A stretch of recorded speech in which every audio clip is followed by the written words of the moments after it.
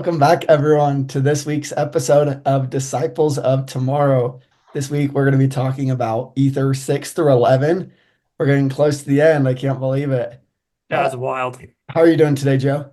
I am doing great. Good. We have another guest. Exciting. We had one last week. Now, Joe, do you want to introduce your friend, or you can Yeah, introduce yourself, Isaac?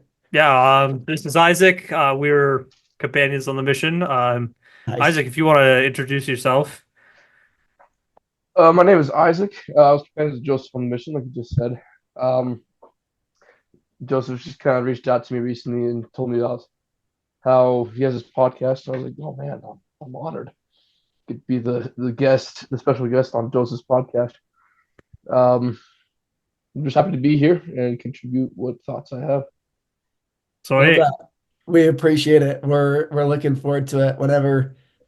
When last week we had a guest, it was really nice to hear another individual's insights, and so we're both definitely excited for it. yeah, we're just so used to cheering off each other. It's like, Yeah. okay, I could only hear so much of Joe.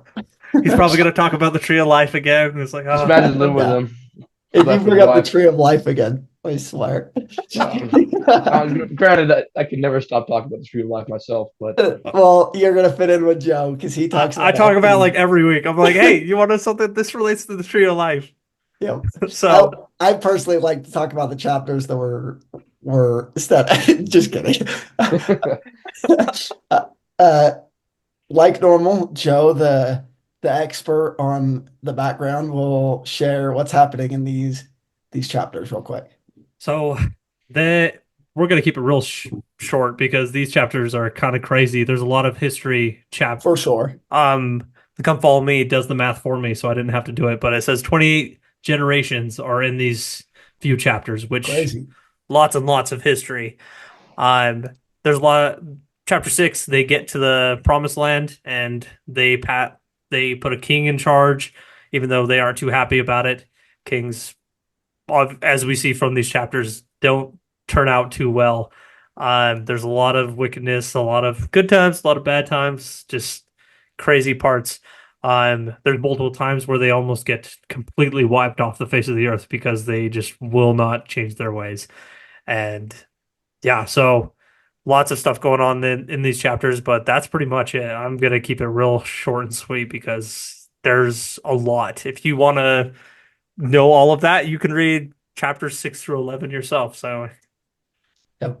I love that. Gives us more time to talk about the prompts, which me personally, the background confuses me anyway most of the time. So that's where I like to spend my time. I think it's Uh, because I give it. I'm just confusing. I also so, appreciate the prompts because there's a lot of, like Joseph said, there's a lot of history kind of in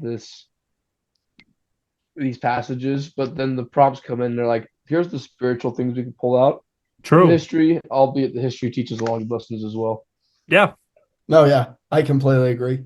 Uh, the first prompt is a really good one. The Lord will guide me through my mortal journey. And so I wanted to first, uh, I'll let you, Isaac, jump in, and we'll just simply ask you, like, do you believe that the Lord is in the details of our lives? And do you think that He is guiding us through this mortal journey? Absolutely. Trying to think how to best answer your question. I think he's in, like, I can't remember which brother said this in conference. He's in the details of the details of the details of our lives. Excuse me, if you just a little under the weather. But I listened to a lot of different people's experiences as they go through mortal life. I meet a lot of different people in my work. There's nothing too exciting. I just drive for Uber, but Okay. but I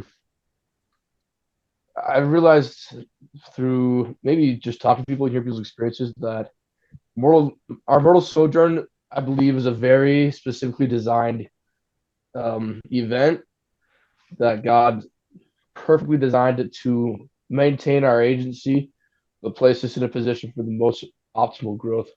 Hmm. Yeah. I I love that. I could agree with that. I said this last week, but I believe that at the very end, I think. I should know this because I literally edited this all week long, and I'm just like, ugh, my voice. But last week I was saying, and I said this to a friend forever ago, but I believe every single one of us is being led to a promised land through our lives. We all Mm, have a destination we need to be, and more often than not, that is the celestial kingdom. That's where we want to be. That's where God wants us to be, obviously. But I believe that we have moments in our lives that He's like, hey, I want to lead you to a place that's going to be your promised land. Like, whether that be in Utah or somewhere else, or it's like a job or something like that. There's a bunch of little promised lands that we can be led to. And sometimes we find ourselves, like the Jaredites did, where we're chilling on the seashore and we're not going anywhere and we're not doing anything. And we chill there for 4 years and we're like, what the heck happened? Like, I went to BYU for 4 years. Why am I not married? And it's like, well, maybe you're on oh, the sure. seashore and you're not Yeah. at your promised land yet. But your promised land will come. You just have to keep the commandments and keep on praying and keep on doing those things. So God is very in the details and very in the little grainy bits of our lives that we think maybe He wouldn't care too much about. It's like, it doesn't matter, but it Uh, matters to Him. Oh, I I completely agree. Combining both of what you're saying a little bit, the Lord wants us to be happy in this life and that promised land as well as the next life. And so he's going to lead us to a place that's going to help us be happy yeah, with ourselves and a lot of the times with those that we love around us, whether that's our own spouse and kids, or if that's people we care about that the Lord's put into our lives, whatever it looks like. Uh, and then the other thing I was going to say with it is there's a talk from this last general conference called Mortality Works. And Oh, it's yes. really good. It's like what Isaac was saying. This life is it does work. The Lord is very smart and he designed this plan in order to lead us to that promised land. And are there bumps and are there struggles along the way? Yes. But there's also joy with the sorrow and we learn and grow ultimately so that we can become like our heavenly parents. And so it's exciting. Yeah. I see on our agenda you have something else you wanted to say Yeah. with this one. I just wanted to say, like, I don't know if this is need to be answered or so, but the Come Follow Me has something that I really did like. It's like, hey, if I knew, okay, I wrote it down on the agenda. So, Come Follow Me asks a good question.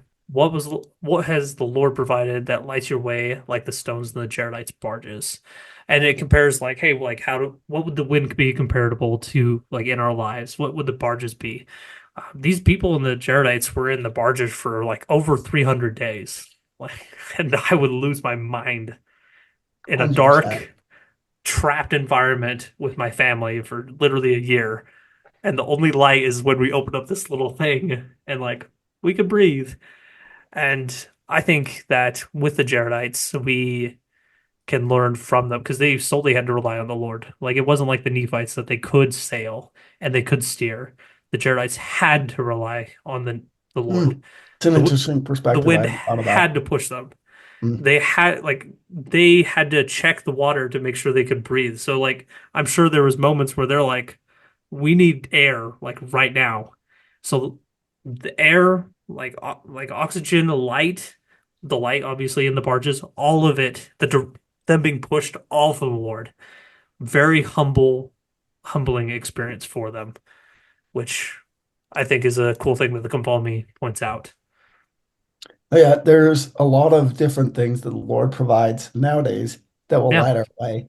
Uh, Primary answers obviously all come to mind is if we're praying, going to the temple, reading our scriptures, little yeah. things like that that will help keep us on the rod, tree of life reference, or Join us. have the stones that light our way.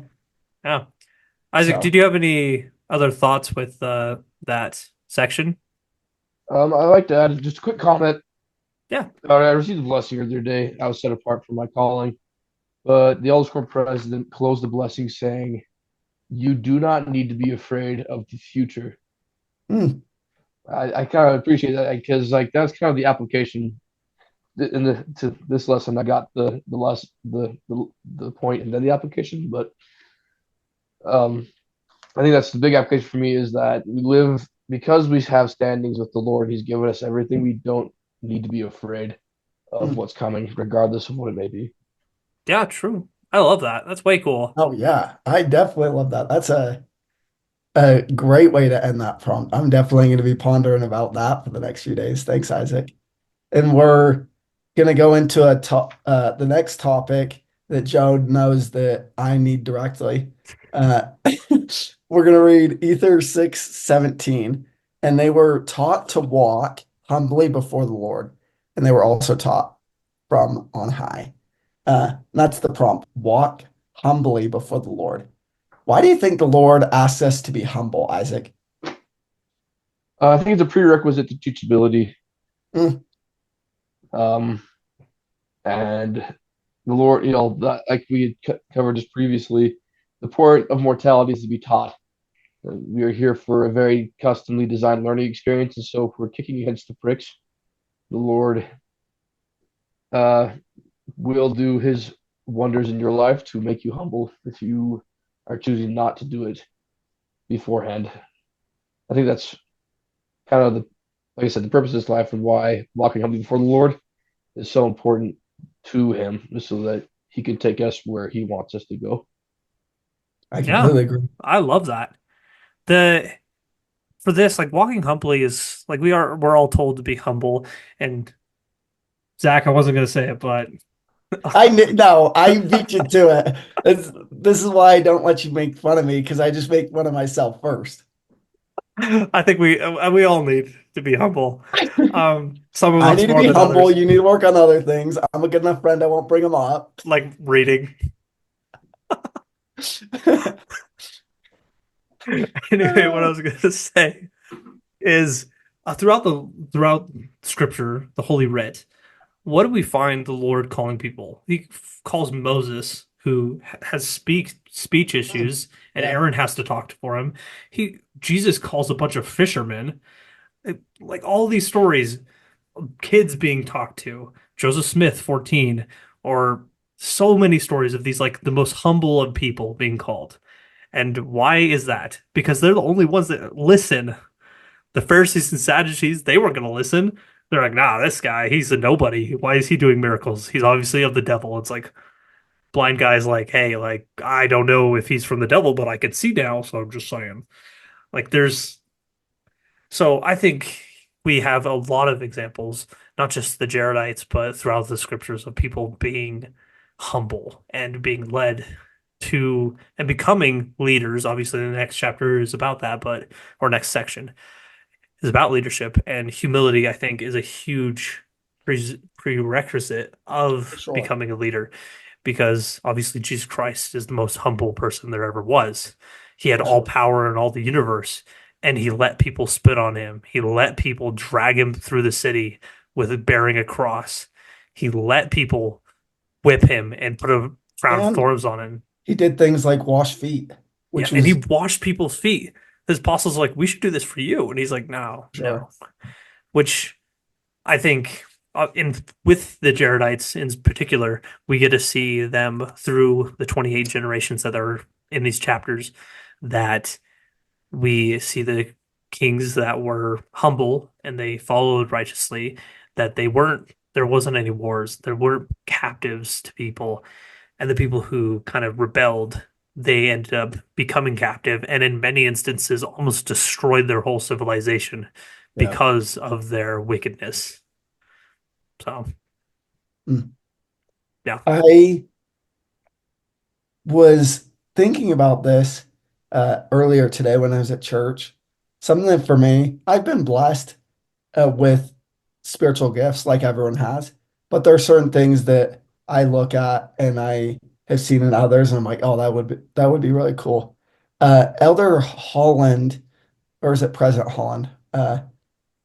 He said that something that hit me. My bishop read a quote in sacrament meeting today that said, "The Lord doesn't need those that have talents." And that's something I've always felt because I feel like I was lacking certain talents. And I've so I feel that spiritually. going on my mission, I was a hard worker and I was obedient, but I was lacking a lot of the skills needed to be an effective teacher. And The great thing about it for me is when I got to my year and a half mark towards the end, all of a sudden I looked back and I realized that I had become a better teacher. And what in that moment, the only explanation could have been from because the Lord helped me, because I had lacked those skills. And so I think a certain level of humility helps us acknowledge the Lord and our need for his help. And so that's really why the Lord asks us to be humble, so that we can acknowledge that we need him and that we should turn to him when we have struggles or need help, or if we just want to talk. And so if we're Yeah. prideful, then it's all about me, me, me, me. And that's not what it's this life is about. Yeah. So Okay. uh those are my thoughts on this section. Joe kind of brought up the next prompt. Is there anything either of you want to say about walk humbly before the Lord before we move to the next prompt? Nah, I got Nope. nothing. Okay, I'm all that good. sounds good. I'll start with you again, Isaac. Uh, Hmm. what do you think? The prompt is I can become a Christ-like leader. How do you think we can do that? I think obviously we kind of touched on the humility aspect. Something that I was thinking about as you and Joseph were talking on the previous point that confidence is not quite the the opposite of humility. Hmm. Sometimes we need to have enough confidence to to work with the Lord to push past our fears. I think For myself sure. personally, leadership is something that I don't know, intimidates me or like public speaking. Gotcha. But I think having that perfect balance of confidence and humility to work with the Lord. Um, and then obviously on top of that, anything we can do to emulate Jesus Christ. I appreciate that they list off leaders in this section, and then they bring in Jesus Christ as the last bullet point, even though he wasn't mentioned Mm, in the passage. So just anything that brings us to Jesus Christ, and then we use those skills to bring others to Him. It's a little roundabout way, but it's kind of oh yeah, Yeah, that's that's go ahead, awesome. Joe. I was going to say there's a talk. Then this emulates exactly what you're saying. That's referenced in the Come Follow Me. It's called "The Greatest Among You" by Dieter F. Uchtdorf, and it talks about like church leadership and being a leader. I think he gave it in the priesthood session. He did give it in the priesthood session, but he talks about how he's like, what in the talk he talks about like callings and stuff like that. He's like, what's the greatest calling in the church? It's like the one that you have right now. That's the Mm, greatest calling. He's like, lift where you stand. That's what the church is all about. It's not about like, oh man, I never became a bishop in my life. Like, oh, I never became an elders quorum president in my life. Like, that doesn't matter. Like in the long scheme of things, what General matters authority. is what? Oh, What? you're so dumb. Had to do it. Go ahead. So dumb. I know. But uh, it's a really good talk. He has a bunch of stories and stuff in it. But he talks about he's like, hey, like lift where you stand. That's what really matters. What makes a good leadership? And just off of what Isaac says, being like Jesus Christ, he was the greatest leader. Um, I wasn't I wasn't able to find it. I should have marked it. Oh yeah, it's right here at the end. Let us follow the example of the Savior, who was meek and lowly, who sought not the praise of men, but to do the will of the Father. And that's what we're all here for. Jeffrey R. Holland says, he's like, the first thing that Jesus Christ says to the Nephites is like, I drank of the bitter cup. Everything the Father gave me, I drank. And he's like, I wonder if that's what he's going to ask of us when we meet him again. Or did we drink when we didn't want to drink? Like, did we do what we had to do? And leadership is about that. It's not about like being the greatest. It's about, hey, I'm here to serve and here to give myself to the people around me in whatever form that is, like in the primary, like, or you're, board secretary or I don't know, whatever it is. Yeah. So, I going along with that, what I was thinking about is somewhat related to that. There's a lot of people that aren't leaders in the church because there's like maybe that's a bad way to put it, but there's only, say there's a ward and you have, 20 leaders, but there's 400 members or 200 members, then a lot of people are in those callings where they should lift where they stand, for sure. Yeah. But the eventual destiny of all of God's children is to be leaders, Yeah. to become like our heavenly parents who do lead. And there's so many things that we do in this life to prepare to become Christ-like leaders. I think about callings like that. If people decide to serve a mission, you're a leader in the area where you teach. You're going in people's homes. When you become a father, there's opportunities to lead in your family and do different things. And then obviously callings go along with it if you are in positions.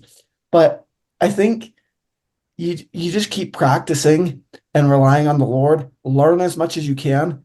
Going back to what Isaac said about confidence, as we gain confidence based on the information that we learn, based on what the Spirit is teaching us, then we're naturally going to be more confident in sharing what we know and helping lift those around us.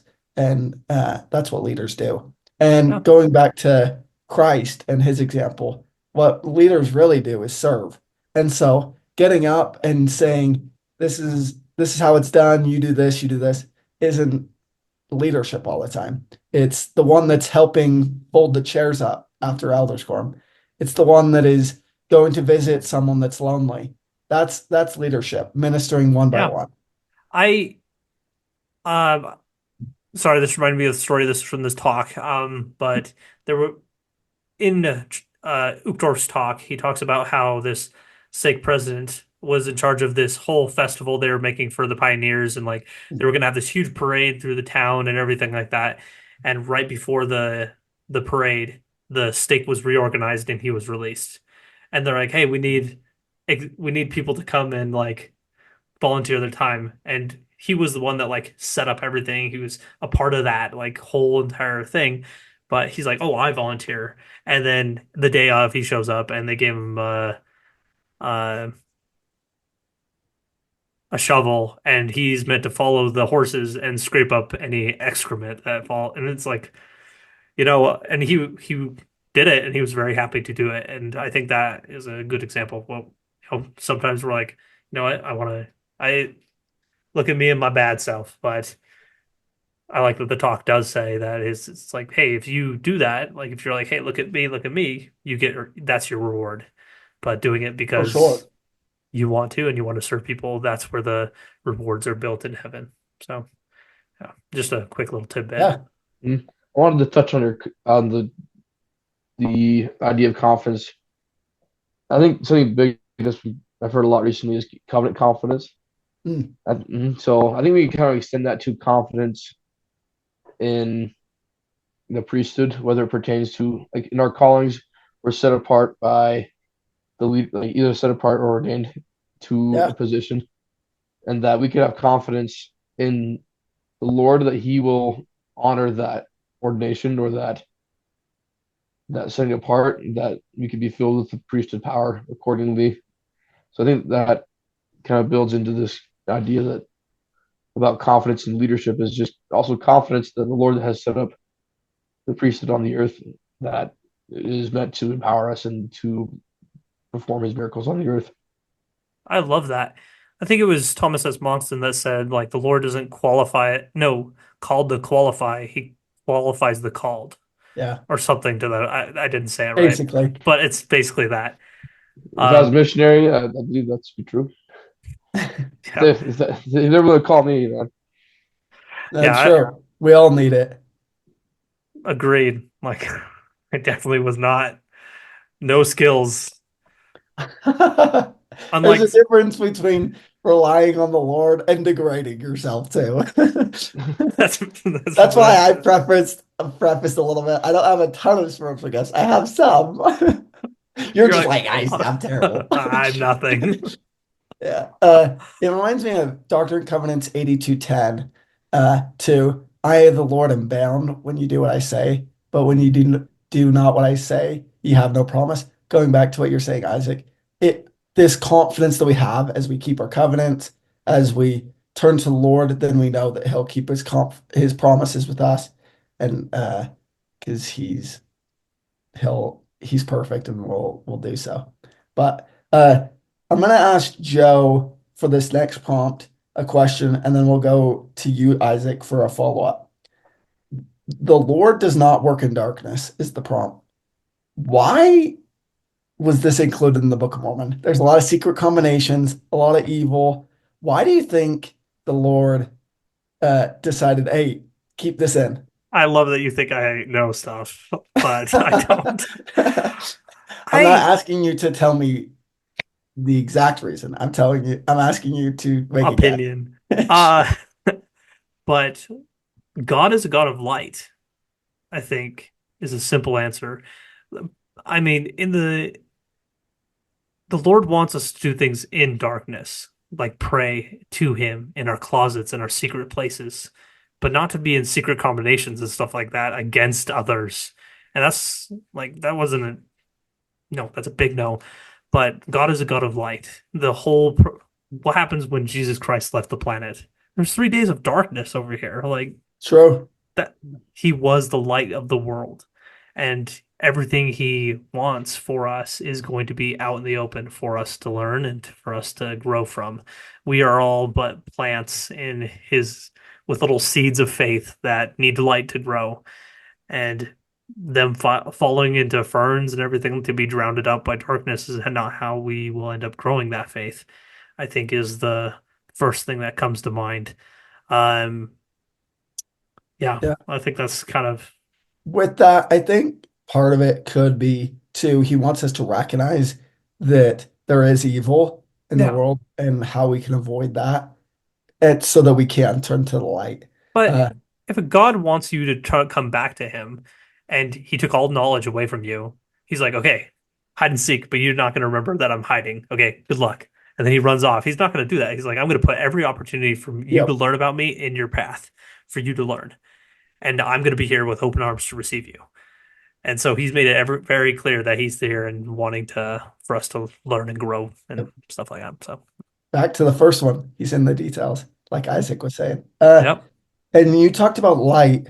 That's the question I wanted to bring up to Isaac. The Lord works in the light for sure. Uh, how can we keep ourselves in that light and avoid the dark? I'd like to make a quick reference to a wonderful meme I saw recently. Okay, That was the Mormon church is so secretive that they go knock on your door to tell you about it. nice. That's So true. I think that's a big accusation we get is that we're like a secretive church working in our own darknesses. But the reality is that we're a very open church. We For invite sure. everybody in. On principles of light, I was thinking of the quote from the New Testament. You shall know the truth, and the truth will set you free.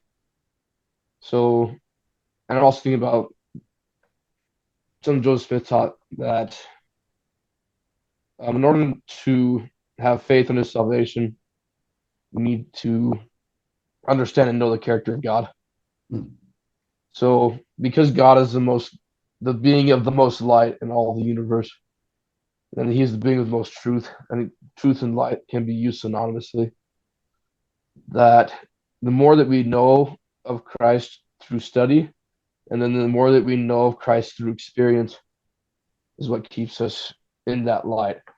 Um, Something I appreciate about the Book of Mormon is that it is full of light, if you will. I believe that will pull anyone from apostasy or keep you from going to apostasy, if that makes sense.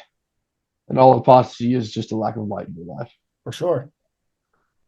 So as far as like keeping light in our lives, it's to go back to those primary answers. It's studying who God is and then building a relationship with Him, both by our communication with Him and by the way we treat His children. Love that. Go ahead, Joe. Oh no, sorry, I was looking up something for later. That Here you go. Do you have anything to add on how we can avoid the dark and seek the light? oh, If that's not not, what I it's wanted. okay. I think I think with a like these I think humility is a good example. I mean, there's a reason why it's on this Come Follow Me. We learned a lot from these chapters from all the kings and stuff like that that were like, nah, I'm all that in a bag of chips, and they do their own thing. Power corrupts, absolutely. I think my grandpa said, like a quote he would always use is, if you want to see someone's true nature, you give them money, like you give them power basically, and see who they're going to become. For sure. And that's the character they're going to be. And we get to see that obviously in the Book of Mormon with their leaders, the choosing a leader and the kingdoms they set up. The leaders were obviously sometimes not very good, and they did things in the darkness, and the darkness nearly destroyed them. How can we avoid it? Stay in the light. Tree of life. Just saying. Fruit that's white, just glowing. Sure. But Yeah. You'll have to correct me if I'm wrong. Is it wickedness never was happiness? Is that Mosiah 41:10? 241? I can't remember. I don't know the reference off the top of my head, It's but something like that. It's I'll either put it. 241 or 41:10. I'm like 99% sure. But I think as far as keeping the light in our life and avoiding the dark, there's probably more than this, but I think of two things that can help us gain more light. One is kind of the hard way, is a lot of people in life take the route of seeking darkness and going down a path. And because wickedness never was happiness, a lot of times we're spiritual beings. We get so sick of the darkness that we Yeah. kind of hit rock bottom. And then we have to turn to the Lord, which is a way to get to him. It's just a more painful way. And then the other way, the way that we should try is to turn to him every day, to be a little bit better. And I think this is where most people fall and say, hey, I know these things aren't good for me. Let's try to fill my life with more things that are good for me. And even though it's hard, eventually over time we change and gain more light. And then avoiding the darkness is easier because the light feels so much better. And we just get sick of feeling a certain way when we are in the dark. But Yeah. I think that goes back to the Ether 6 prompt, walk humbly before the Lord, so that we don't ever have to reach that rock bottom. for sure. Yeah. I completely agree with that. Those are the prompts for this Come Follow Me. It's kind of a short one compared to a lot of the prompts. We only had 4 this week. But really, really good thoughts from each of you. We'll start with Isaac. Is there anything that you are going to take away from these chapters personally, or something that really stood out for you? Something that I was thinking about kind of while I was reading these chapters is that it kind of expands the pride cycle a little bit. So pride is, prideful, good times, but it includes the aspect of a societal pride cycle where once times are good, then people begin to form secret combinations, and then follows with the killing of the prophets. Mm-hmm. In my personal life, I've seen my friends go through a very similar cycle, and one that I have tried to avoid passionately myself, where life will be good, and then I'll no longer find myself the need to rely as much on the prophets or the Savior. And so and in some lives of my friends, the extreme cases is that they speak ill of the leaders of the church.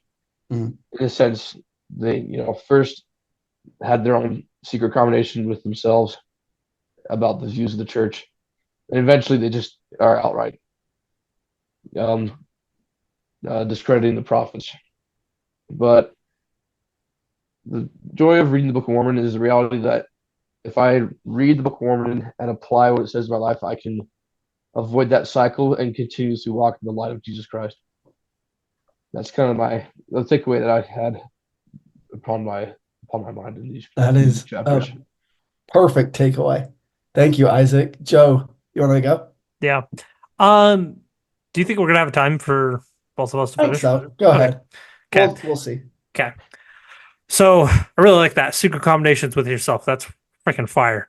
Because it's true. Darkness goes within before it comes out. So keeping in mind where you stand and then making sure you stand in the right places where you're going to get light and your soul won't shrivel up and pass away. Because we are spiritual beings, as Zach says. We do need the living water. We need the bread of life to stay active and stay up and at 'em. Um, I don't have any like big thoughts from this. I walking obviously we see a lot of darkness in these chapters. We see a lot of light. Um, but I think we just need to make a choice. Where do we want to stand and make sure we do things in our life that make us put us in those places that make us what we want to be later down the road, 5, 10 years down the road. Where do we want to stand? Do we want to have questions about the church? I mean, questions are always good. I'm not saying they're not, but do we want to have these secret seeds of darkness in us, or do we want to be good standing, trying to be the best person we can? Um, I just had a little quote that I want to say from Listen to a Prophet's Voice. And this kind of sums up everything from this. The man is greatest who is most like Christ, and who those who love him most will be most like him. So I think that kind of sums up the leadership and the humility all in one. Be like Hmm. Jesus. Thanks, Joe. I always enjoy hearing your closing remarks. Mine are really simple. Mine is I'm gonna work on looking for details of the Lord in my life. I'm gonna try to recognize throughout my days as I go to see the role He's playing in my life and write those down so that I can uh, stay humble, rely on Him more. So that's my goal for this week. So hey, But thanks so much, Isaac, for Thanks for joining us having for me. this episode. Yeah, of course. Yeah, we really enjoyed hearing your thoughts, and thank you for everyone that made it to the end of this episode. Next week, we're going to be studying in Ether 12 through 15. So join us for that. yeah. If you have any thoughts or questions, put them down below. We love hearing from you, and we will see you guys all next time. See you guys. See you, Joe. See Bye. you, Isaac.